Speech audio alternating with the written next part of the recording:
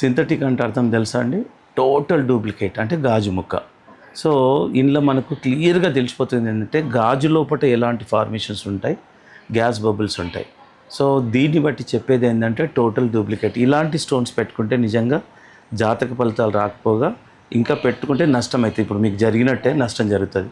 కాబట్టి మీరు ఒక్కటే గమనించాలండి, వాళ్ళు ఇప్పుడు గురువు గారుల దగ్గర కాదండి, ఎవరి దగ్గరైనా, ఇప్పుడు నా దగ్గరని కాదు, మీరు టోటల్ ల్యాబొరేటరికల్ ఎక్విప్మెంట్స్ ఉన్న చోట ఒక కరెక్ట్గా ప్రాపర్గా అంటే ల్యాబ్ కూడా రికగ్నైజేషన్ ఉండాలి. తర్వాత మేము ఒక సర్టిఫికేట్ ఉంటుంది. ఇప్పుడు ఈ సర్టిఫికేట్ ఈ విధంగా ఇప్పుడు ప్రతి రత్నానికి ఒక సర్టిఫికేట్ ఉంటుంది. ఇట్లా ఈ సర్టిఫికేట్లో 12 రకాల పరీక్షలు జరిగినాయి, ఇన్ని వివరాలు ఉంటాయి. ఇన్ని వివరాలు ఉండి ఒక అర్హతాపూర్వకంగా ఏ అర్హత మీద సర్టిఫై చేస్తున్నాం అనేది కావాలా.